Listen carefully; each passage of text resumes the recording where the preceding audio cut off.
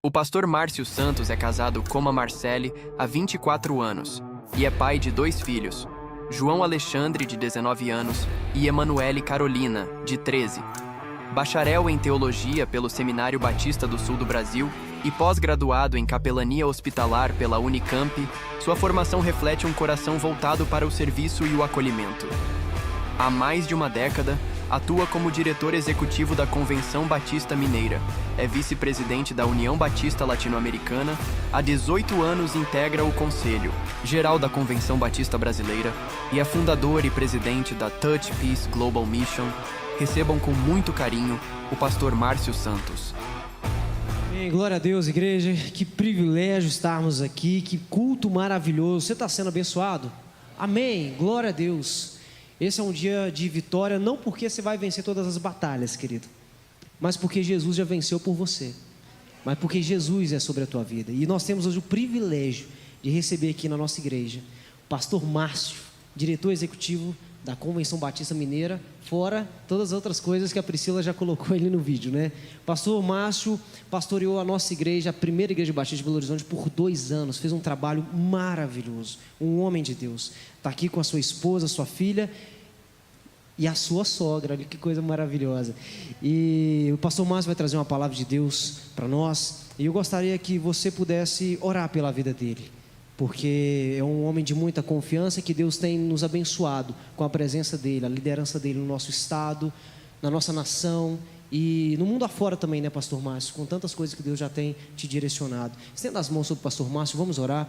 Deus, obrigado, Senhor, pela vida do pastor. Te agradeço, Senhor, pelo homem de Deus que ele é. Te agradeço porque ele respondeu ao chamado do Senhor e desde então tem gastado a vida, investido a vida dele no alcance de pessoas, na propagação do Evangelho. Eu quero pedir uma bênção especial sobre a vida dele, para que ele seja usado pelo Senhor com autoridade, com poder, com intrepidez, para que nossas vidas sejam edificadas a partir da tua palavra, Deus. Em nome de Jesus eu oro e agradeço. Amém. Pastor Márcio, fique à vontade, Deus te use, meu amigo.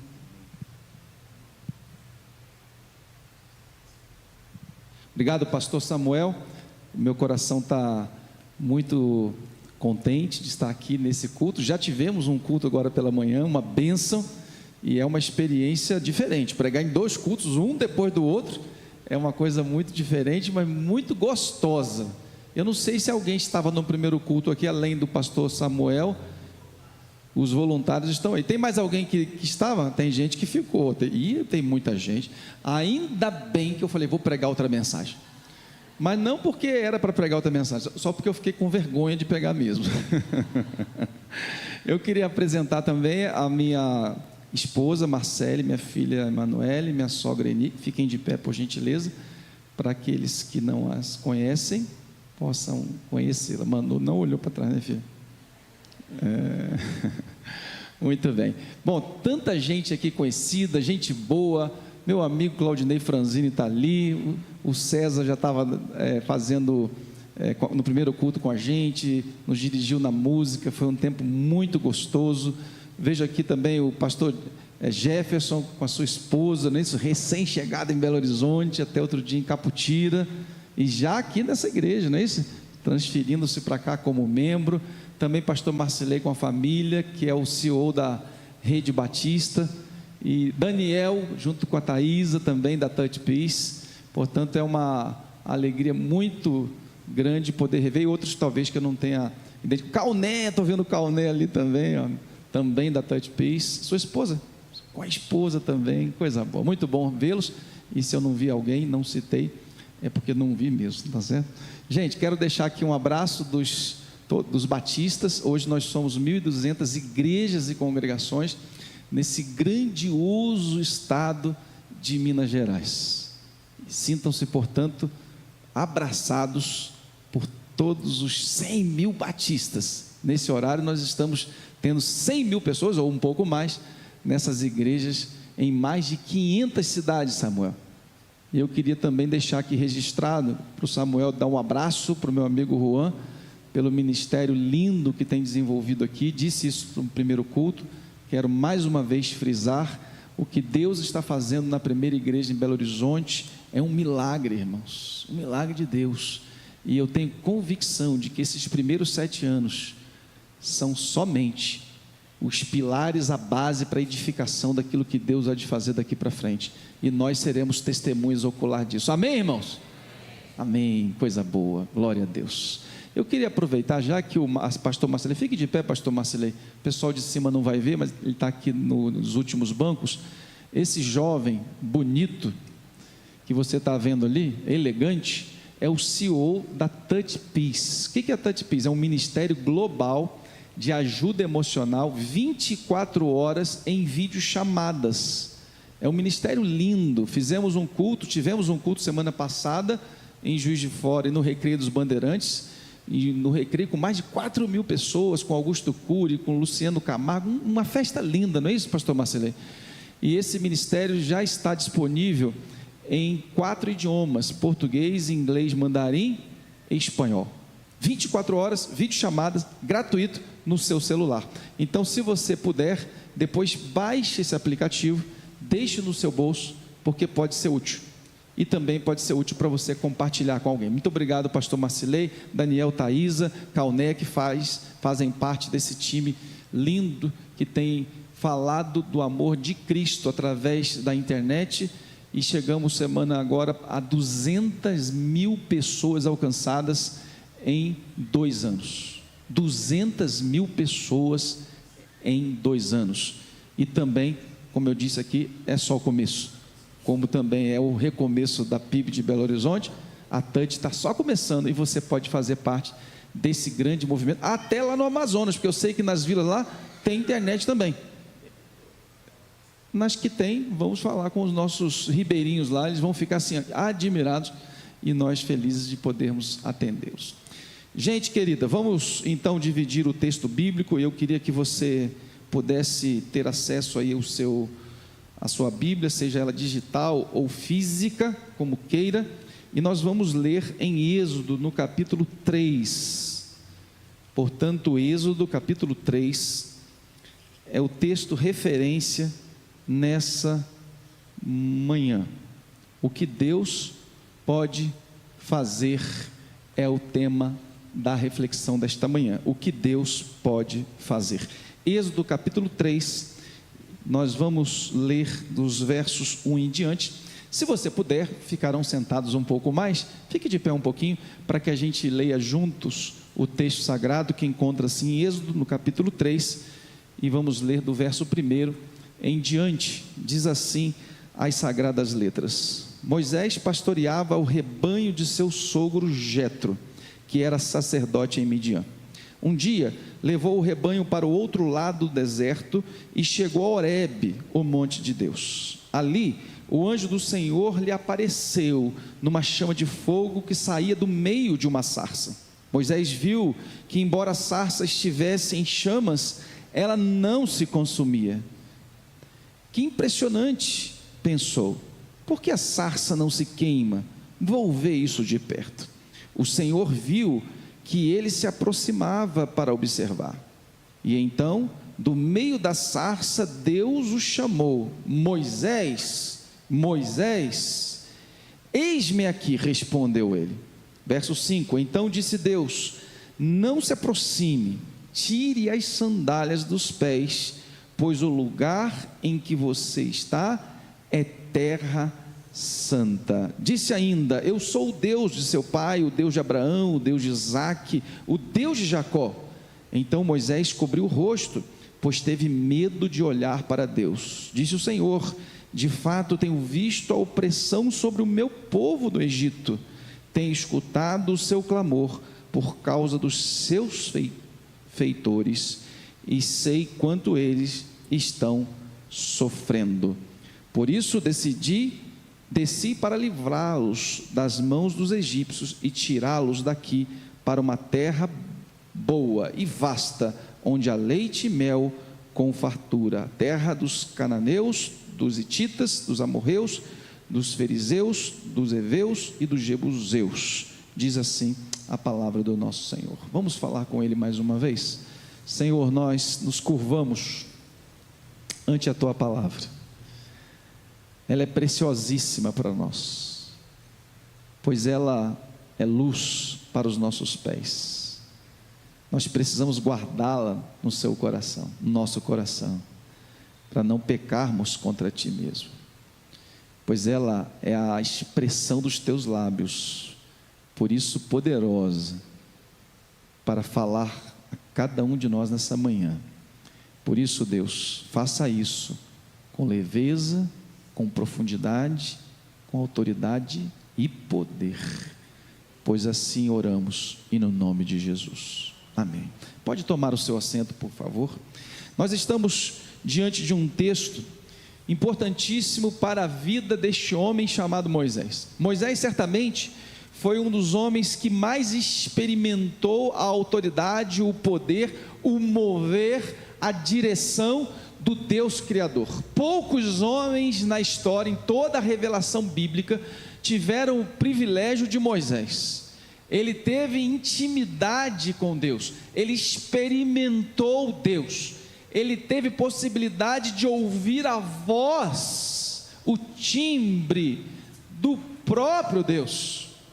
Essa é uma experiência que qualquer homem em toda a história daria tudo para ter, mas Deus conferiu a poucos homens, e dentre eles, conferiu a este chamado Moisés. De igual modo, Moisés configura como um dos poucos homens que foram protagonistas da história do povo que Deus estava formando de maneira espetacular, transcendental, que movia os céus e a terra. Esse foi Moisés. Mas quando a gente olha com lentes maiores para a vida deste homem, a gente vai perceber que ele não era muito diferente dos homens e mulheres que nós convivemos hoje. Aliás, ele não era nem muito diferente de você mesmo. Ele experimentou os mesmos sofrimentos, as mesmas perseguições, ele chorou as mesmas lágrimas que muitas vezes nós choramos. Ele também teve muitas incertezas, preocupações. Ele pensou até em desistir da sua vida. Na verdade, ele desistiu dela. Muito parecido com a gente. Ele era gente como a gente. E se nós quisermos olhar para a vida de Moisés de maneira mais holística, mais ampla, do começo ao final, podemos certamente dividir a vida de Moisés em 3 grandes capítulos, em 3 grandes blocos, em 3 grandes momentos distintos, que Deus desenhava, cunhava a própria vida deste homem, que a Bíblia chama de Moisés. A primeira grande fração de tempo, o primeiro capítulo da história, dos 3 capítulos que Deus escreve na vida de Moisés, se dá nos seus primeiros 40 anos. Nós conhecemos a história. Aliás, Moisés, de fato, é um dos personagens mais conhecidos de todo o Antigo Testamento e, quiçá, de toda a Bíblia. Porque nós conhecemos e temos inclusive quadros pintados, histórias contadas, até os que não são cristãos conhecem a história de Moisés. Nós temos inclusive um tipo de cesto que nós colocamos os nossos bebês, que foi batizado com o nome dele, Moisés, e nós sabemos a razão, porque naquela época havia uma determinação de que os pequeninos deveriam ser mortos, e nós sabemos essa história. Não é objeto da reflexão dessa manhã recortarmos essa parte da história, mas aqui nos mostra que Moisés começa a sua vida já correndo risco de continuar vivendo. E a sua mãe, muito sábia, e junto com uma reunião, um conclave de família, decide preparar esse pequeno cesto que nós hoje chamamos de Moisés, coloca Moisés, solta no rio Nilo, e de repente ele é adotado pela filha de Faraó. Essa história nós sabemos. Então aquela princesa leva Moisés para a sua casa, que era um palácio, e lá Moisés então, como hebreu, é criado como egípcio, mas não qualquer um egípcio nobre. Ele recebe os melhores professores, a melhor educação, a melhor comida, a melhor cama, a melhor casa, as melhores companhias. É assim que Moisés é criado. E ali então ele se desenvolve, se torna um jovenzinho, um adolescente, depois um jovem, depois uma pessoa madura, e ele recebe indumentárias reais. Os nobres se vestiam diferente do que os plebeus, e assim Moisés tinha tratamento diferente. Era de fato um nobre. Os acessos, a cultura, a educação, a alimentação, tudo era diferente para a vida de Moisés. E tudo estava saindo perfeito. Assim como muitas vezes na minha e na sua vida, parece que o vento sopra a favor. Tudo acontece, tudo dá certo, tudo prospera. Você consegue a namorada que você quer, ela é bonita do jeito que você queria, depois você casa com ela, daí você tem filhos, você arruma o emprego que você quer, você ganha mais do que você precisa, você guarda, está sobrando dinheiro, amém? Eu estou vendo que o negócio está bom aqui. É amém sobrando pelos cantos. Coisa boa. É assim que acontece muitas vezes. E Moisés se sentia assim. Ele se sentia o cara. Aliás, alguém já falou isso, né? Esse cara sou eu. Moisés. Ele se sentia o cara. Se o Roberto Carlos estivesse na época dele, ele dizia: essa música é para mim. Porque ele era esse. Tudo que ele queria, ele tinha. Tudo que ele pensava estava em suas mãos. Portanto, os 40 anos da vida de Moisés foram 40 anos de prosperidade. Tudo que ele queria, ele tinha. Tudo que ele pensava estava pronto. Todos bajulavam, serviam, estavam a dispor dele mesmo. E isso que poderia ser bom, isso que poderia ser algo extraordinário, isso que poderia torná-lo uma pessoa muito comprometida com o Deus que lhe dera, lhe salvou e lhe proporcionava toda essa prosperidade, essa abastança. Não foi assim.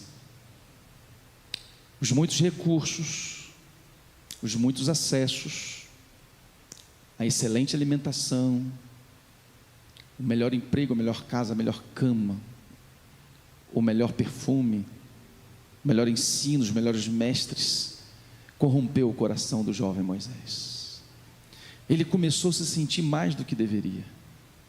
Na verdade, Moisés começou a ter o coração inflado, cheio dele mesmo, cheio de arrogância, cheio de prepotência.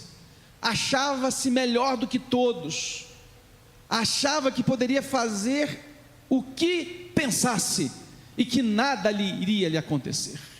Isso, de maneira muito repetitiva, acontece também com a nossa vida.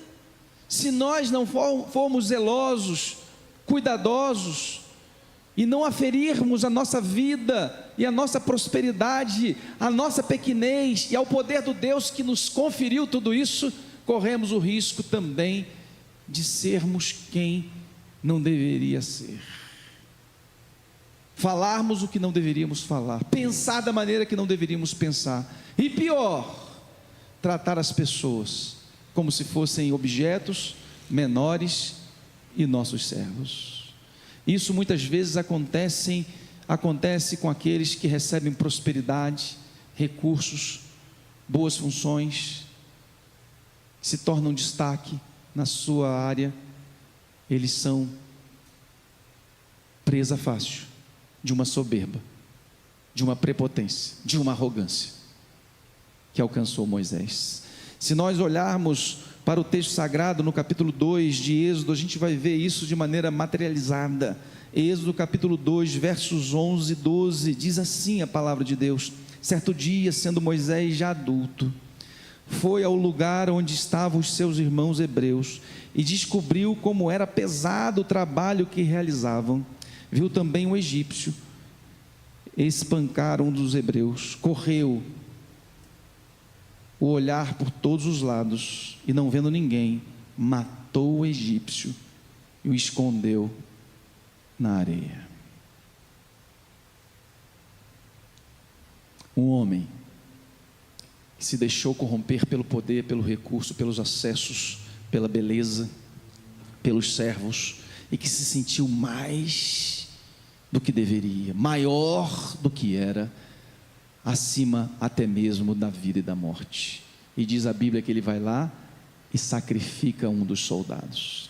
Com isso não quero dizer que aquele soldado certo fazia ao espancar, ao judiar e colocar serviço forçado sobre os hebreus, mas muito menos era certo o que Moisés teve coragem de fazer. E diz a palavra de Deus que ele então não hesitou em tirar a vida daquele soldado. E por que ele faz isso? Porque ele se sentiu maior, ele se sentiu maioral, ele se sentiu poderoso. E quando o homem, a mulher, o indivíduo se sente poderoso, ele menospreza o seu próximo e ele é capaz até mesmo de tirar a vida de outra pessoa. Às vezes, de maneira factível, mas muitas e muitas vezes nós matamos o emocional, a alegria, a satisfação de outros. Apunhalamos as pessoas com as nossas palavras, com a nossa frieza, com a nossa insensatez.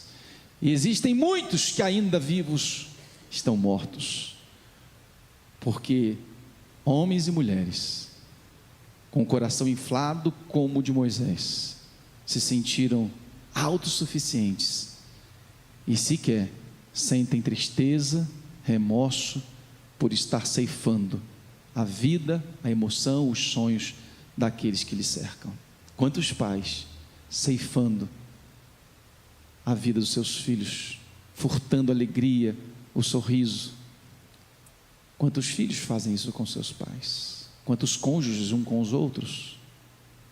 Quantos patrões fazendo isso com os que lhe servem? Quantos amigos? E assim na escala e na engrenagem dos relacionamentos que a vida nos traz. Portanto, esse é o primeiro recorte da vida de Moisés. E agora Moisés entra num segundo outro momento. E esse momento instaura-se exatamente com aquele homicídio. Porque agora ele é descoberto. E ao ser descoberto ele tem medo, muito medo. Ele disse, pronto, o rei descobriu. E ao descobrir vai me matar, vai me prender, vai me humilhar. E não querendo pagar o preço do seu erro, diz a palavra de Deus que ele foge para uma terra muito distante. Essa terra chamada Midian. Uma terra que ele sequer conhecia. Mas o que ele queria mesmo é estar distante da sua própria realidade, distante dos seus próprios feitos, distante da sua arrogância que lhe levou a essa queda. E assim ele faz, sem malas, sem destino, sem recurso, sem avisar, sem destino, sem GPS, sem nada, ele vai embora. E ele chega nesse lugar. Esse lugar então ele encontra uma pessoa que vai se tornar sua esposa, e depois então ele faz daquele lugar a sua vida. E a vida de Moisés vai se desenrolar nos próximos 40 anos nesse lugar. Mas ele encontra um sogro extraordinário, um sogro que tinha sabedoria, um sogro chamado Jetro, um homem que não tinha a mesma fé, mas tinha uma sabedoria além da de Moisés, inclusive tornando mentor dele em momentos futuros. E ali então, o sentimento de Moisés foi sendo lapidado, quando ele foi posto para agora ser um dos serviçais. Foi-lhe dado um serviço simples, cuidar de ovelhas. Ele sequer sabia o que era isso, porque lá no Egito, no palácio, ele dava ordens, ele comandava, ele orientava, ele dizia como tinha que ser, nunca fazia. Agora Jetro disse, não, aqui o negócio é diferente, aqui não tem palácio, não tem cama boa, não tem ar-condicionado, não tem perfume, não tem nada, tem ovelha, tem gado para você cuidar, vai lá, cuida do meu rebanho. E Moisés começou a pisar no chão que todo mundo pisa, viver a existência que todo ser humano normal deveria um dia experimentar. Ele começa a aprender a ser gente de verdade, gente como qualquer gente, que sabe o preço da alimentação, que sabe o preço do esforço, que sabe o preço dos alimentos, que sabe o preço do que é valorizar as pequenas coisas da vida. Moisés então está sendo lapidado, cunhado, modelado pelo próprio Deus. E agora os 40 anos da vida de Moisés são 40 anos de uma escola de vida, uma escola de retorno à sua própria humanidade, a simplicidade que nunca deveria ter lhe deixado. Os 40 anos de Moisés fez com que Moisés desse e fizesse uma transição do cara que se achava o máximo, ele se achava o máximo, para agora resumir os 40 anos numa frase: Moisés agora achava que não era ninguém. E o texto sagrado nos ajuda a entender isso. Se você abrir a Bíblia em Êxodo, no capítulo 3, o verso 11, diz assim a palavra do nosso Deus: Moisés, porém, respondeu a Deus: quem sou eu para apresentar-me ao faraó e tirar os israelitas do Egito? Lembre-se que no capítulo 3 ele tem um encontro com Deus. A sarça arde. A sarça é um arbusto muito comum na Palestina até os dias de hoje, com muitos espinhos e também com galhos muitas vezes meio secos, e com os 45, 50 graus daquela região é muito comum as sarças de uma hora para outra entrarem em combustão, pegar fogo. Mas o que chama a atenção de Moisés naquela ocasião não era o fato da sarça pegar fogo. O que chamou a atenção de Moisés naquele dia emblemático era o fato da sarça, ainda que pegando fogo, não se consumir, manter os seus galhos, suas folhagens, os seus ramos intactos. E por isso ele chega perto e diz: deixa eu ver o que é isto. E por que não se consumia? Porque Deus havia tomado aquele lugar, tomado aquela sarça, e aonde Deus está, o tempo não passa, não se consome, não se desperdiça, não se modifica, porque Deus é atemporal. E ele manteve aquela sarça intacta, simplesmente pela sua presença. E dali tem um diálogo, quando então Deus, o texto que nós lemos, vai dar uma ordem, e a ordem é dada para Moisés, que ele deveria voltar ao Egito e libertar o seu povo. E quando ele ouve a ordem de Deus, quando ele tem a certeza que é o Deus Todo-Poderoso, ele mede o tamanho da ordem, o tamanho do trono do faraó, o tamanho da majestade daquele reino, com o seu tamanho. Ele diz: essa ordem é grande demais, essa ordem é poderosa demais, esse sonho é grande demais, e olha, o desafio é maior ainda. E ele se sente ninguém. Ele disse: eu não posso, eu não consigo, eu sou incapaz, eu sou insuficiente, eu somente sou um pastor de ovelhas, mãos calejadas, cheiro de estrume de gado. Como que eu vou entrar no palácio? Como eu vou falar com o rei? De que maneira? Com que estratégia? Não posso.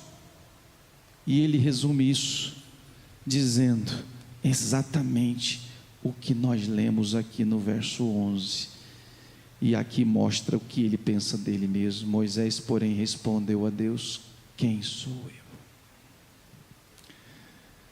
Depois de passarmos pelas provas, pela humilhação, pela dor que muitas vezes nos consome, pelos punhais que nos sangram, pelo desemprego que nos assusta, pela saúde que vai, pelos diagnósticos médicos que nos deixa arruinados, depois de ver a pessoa que amamos partir, depois de sepultarmos os nossos queridos, é só nessa hora que a gente consegue entender que não somos nada, que não podemos, que não conseguimos, que somos insuficientes, e que arrogância, prepotência, recursos, vitalidade, amizades não servem para nada nessa hora. O Senhor muitas vezes nos esvazia, nos prova, nos amassa,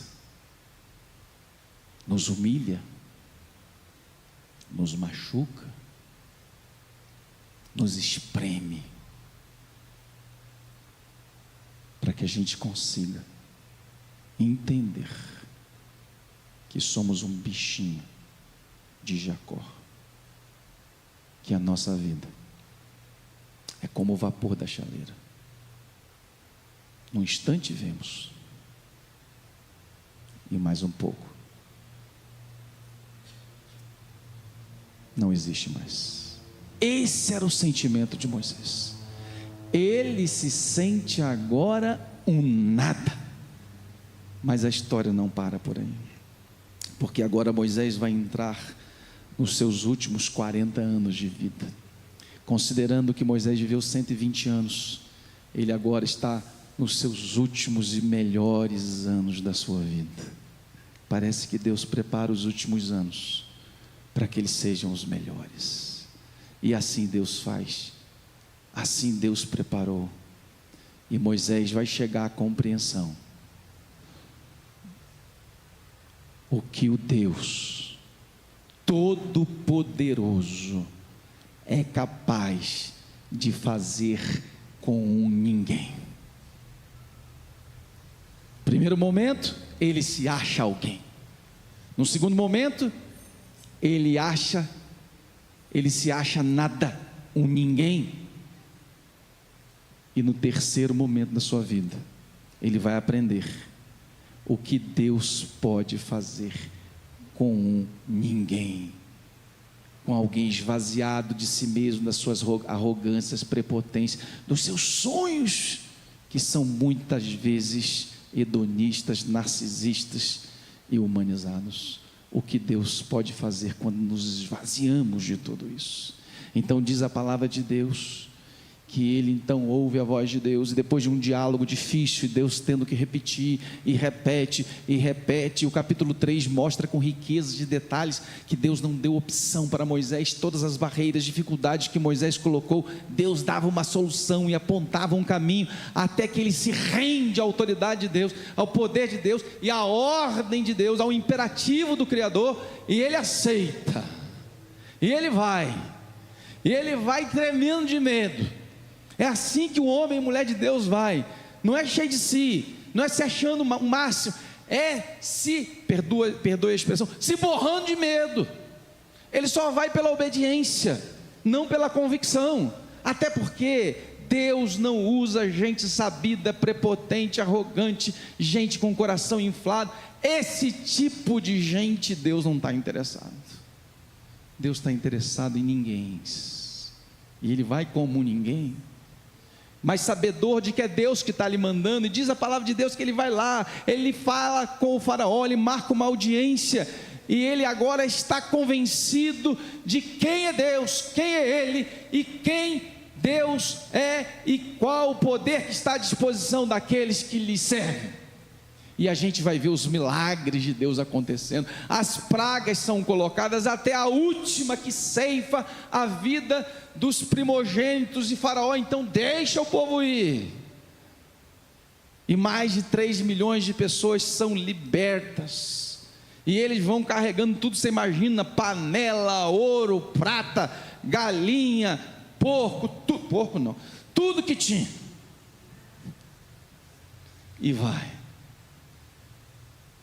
Só que chega lá na frente, quando a festa está sendo posta, quando um banquete está preparado, e diz: nós vamos chegar naquela terra, aquela lá de Gênesis 3, onde mana leite e mel, mas essa terra tinha dono, né? E a gente vai chegar lá, e nós vamos tirar esse povo, e agora o povo de Deus vai estar livre, não vai ser mais escravo, a gente vai ver prosperidade, o Senhor está atuando, e Moisés na frente, o povo dizendo: esse é o cara, ele é poderoso, ele faz mesmo, ele resolveu mesmo, é agora. E Moisés então está lá no lugarzinho dele, de servo. Só que diante de tudo isso aparece um problema. Esse problema se chama Mar Vermelho. O mar está lá.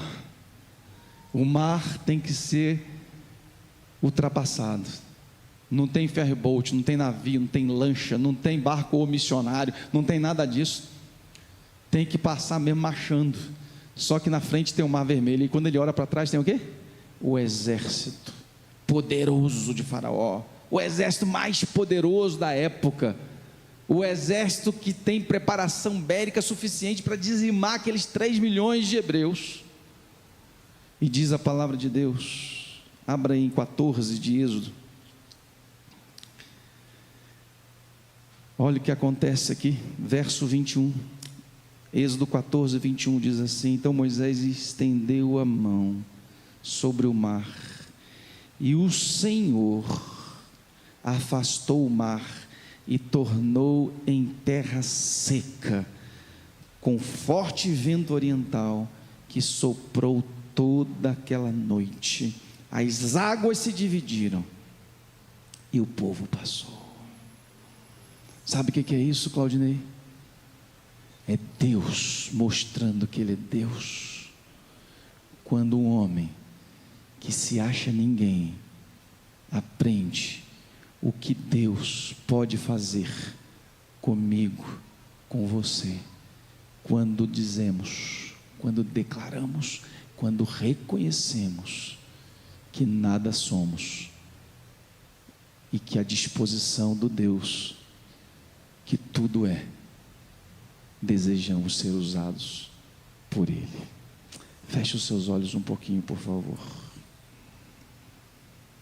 Eu não sei como você chegou aqui esta manhã, como tem sido a sua semana, o seu mês, o seu ano, os seus últimos anos. Eu não sei como tem sido a sua história, se difícil, se de prosperidade, se de conquistas ou de derrotas, se de festas ou de luto. O que eu sei é que o Senhor separou essa manhã para te desafiar a aferir a sua vida, seus sonhos e projetos, a sua família, aquilo que você mais deseja, aos sonhos e projetos dele. Que você se sinta exatamente como Moisés se sentia diante do Todo-Poderoso, pequenino, mas a disposição de ser usado pelo Deus grandão, poderosão, e que tudo pode. Deus está atrás de corações quebrantados, corações humilhados, corações submissos, para usar a sua vida para fazer os maiores projetos que o mundo já viu. Aqui nessa manhã pode ter gente que Deus vai levantar para erguer grandes ministérios, grandes projetos, grandes empresas, grandes empreendimentos. Deus pode levantar alguém aqui para assumir o primeiro setor da nossa cidade, como um vereador, como um prefeito, como um deputado, como um presidente da República. Deus quer levantar homens e mulheres que se sintam pequeninos. Se você deseja se quebrantar agora na presença de Deus, se você deseja colocar a sua vida, sua existência, sua família, seus sonhos, suas lágrimas, suas conquistas, frustrações, suas decepções, seus títulos, seu conhecimento, tudo nas mãos de Deus, dizendo: Senhor, está tudo aqui, ó, eu não quero nada, eu quero somente que o Senhor receba e faça de tudo isso o que o Senhor quer. Nós podemos orar juntos agora nessa manhã. Levanta a sua mão dizendo assim: Senhor, eu quero isso, eu quero experimentar isso. Deus abençoe, Deus abençoe, Deus abençoe, Deus abençoe. Pode abaixar a mão que já levantou. Deus abençoe, Deus abençoe. Lá em cima, alguém quer orar comigo? Levanta a sua mão. Deus abençoe, Deus abençoe, Deus abençoe, Deus abençoe, Deus abençoe, Deus abençoe também. Aqui embaixo, mais uma vez, alguém quer orar comigo? Levanta a sua mão. Deus abençoe, Deus abençoe, Deus abençoe, Deus abençoe, Deus abençoe também. Deus abençoe todos. Vamos falar com Deus. Pastor Jefferson, vem aqui à frente rapidinho. Vamos colocar a sua vida. Vamos ficar todos de pé. Nós vamos orar agora. Eu vou convidar o meu amigo Pastor Jefferson. Vai colocar a sua vida no altar do Pai. Vem cá. Fecha os teus olhos. Senhor, diante dessa palavra que nos conforta e nos consola, mas também nos confronta, nós nos colocamos diante do Senhor, ó Pai, reconhecendo a nossa pequenez, mas sobretudo reconhecendo o Senhor como um Deus grande, excelso e poderoso que Tu és. E é diante do Senhor que nessa manhã nós, ó Pai, pedimos em nome de Jesus que o Senhor nos use como instrumentos do Senhor. Se podemos, ó Deus, clamamos pedindo que pelo menos uma pequenina parte do que Moisés viveu, que vivamos em nome de Jesus, que tenhamos, ó Deus, experiências como esse homem teve, para que não sejamos reconhecidos pelo que estamos vivendo, mas para que o nome do Senhor seja glorificado pelo que o Senhor tem feito em nós, mas sobretudo, Senhor, através de nós. Deus querido, em nome de Jesus, nessa manhã, tome cada vida aqui, Senhor, que levantou as suas mãos, ou aqueles, ó Deus, que mesmo assim não fizeram, mas com o coração contrito, diante do Senhor nessa manhã, se prostram, dizendo: Senhor, eis-me aqui. Que o Senhor, ó Deus, possa acolher cada lágrima, cada coração aflito, cada coração, ó Deus, que está nessa manhã, ó Deus, choroso, mas que o Senhor também, ó Deus, use cada um desses irmãos, e que em nome de Jesus, ó Pai, estejamos nessa manhã vivendo um marco na nossa vida, de que a partir de hoje, nós estaremos dispostos e nós estaremos vivendo tudo aquilo que o Senhor mesmo reservou para nós nessa manhã. Eis-nos aqui como instrumentos em tuas mãos. Obrigado, Senhor, em nome de Jesus. Amém.